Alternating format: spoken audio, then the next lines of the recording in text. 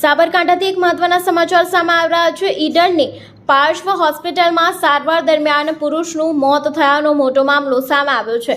સારવાર દરમિયાન મૃત્યુ થયાનું પરિવારજનનો મોટો આક્ષેપ છે। પોલીસે લાંબી સમજાવટ બાદ મૃતકને પીએમ અર્થે સિવિલ હોસ્પિટલ ખસેડ્યો છે। પેનલ ટીમ દ્વારા મૃતકનું પીએમ થશે તેવા પણ મોટા સમાચાર સામે આવી રહ્યા છે। પરિવારના આક્ષેપ વચ્ચે ખાનગી હોસ્પિટલ પોલીસ છાવણીમાં ફેરવાઈ હતી। મૃતક દિલીપ રાઠોડ પાર્શ્વ હોસ્પિટલમાં 3 દિવસથી સારવાર હેઠળ હતો। સાથે જ ડોક્ટરની લાપરવાહીને કારણે પુરુષનું મોત થયા હોવાનો પરિવારજનનો આક્ષેપ છે। ત્યારે સમાચારમાં આગળ વાત કરીએ સાબરકાંઠાની તો ઈડરની પાર્શ્વ હોસ્પિટલમાં સારવાર દરમિયાન પુરુષનું મોત થયાનો મોટો મામલો સામે આવ્યો છે। ત્યારે સારવાર દરમિયાન મૃત્યુ થયાનો પરિવારનો આક્ષેપ છે। પોલીસે લાંબી સમજાવટ બાદ મૃતકને પીએમ અર્થે સિવિલ હોસ્પિટલ ખસેડ્યો છે। સાથે જ પેનલ ટીમ દ્વારા મૃતકનું પીએમ પણ કરવામાં આવશે।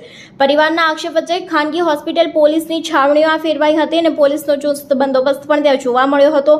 મૃતક દિલીપ રાઠોડ હોસ્પિટલમાં 3 દિવસથી સારવાર હેઠળ હતો। ત્યારે ડોક્ટરની લાપરવાહીને કારણે પુરુષનું મોત થયું હોવાના પરિવારજનનો મોટા આક્ષેપો છે।